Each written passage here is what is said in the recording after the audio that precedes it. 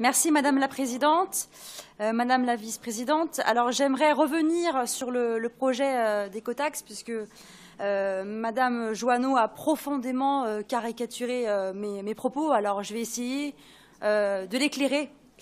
Alors à peine sorti par la fenêtre, après une tentative de mise en œuvre chaotique et irresponsable sous Nicolas Sarkozy, puis sous François Hollande, le projet d'écotaxe qui avait suscité la colère légitime des routiers français fait son grand retour par la porte de cet hémicycle régional sous votre impulsion, Madame la Présidente et Madame la Vice-Présidente. Madame Jouanneau, comme vous l'avez indiqué à plusieurs reprises dans différents médias, la région n'a pas le pouvoir de mettre en place seul ce dispositif. Un décret sera nécessaire. Je doute qu'avec la cacophonie qui règne au gouvernement actuellement, il vous donne un blanc-seing pour mettre en place cette mesure punitive pour les routiers français. La seule taxe légitime serait celle de taxer exclusivement les poids lourds en provenance de l'étranger qui transitent dans notre région et qui doivent, par une contribution, en effet, participer à l'entretien de nos routes. Mais nous refusons que ce fardeau puisse peser aussi sur les épaules des routiers français.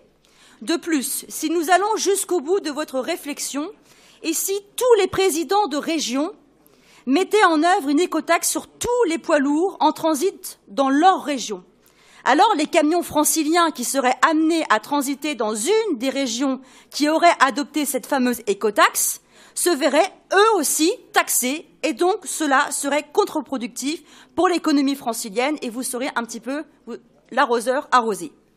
Par ailleurs, vous serez sans doute confrontés à des blocages car les bonnets rouges ne seront pas plus enclins aujourd'hui à payer une taxe qu'ils ne l'étaient hier.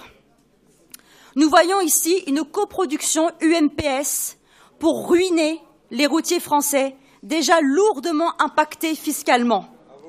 Enfin, la mise en place d'une taxe sur les poids lourds étrangers serait réalisable à condition que notre pays cesse de se soumettre à l'Union européenne qui interdit une telle mesure et c'est loin d'être gagné. Je vous remercie. Bien.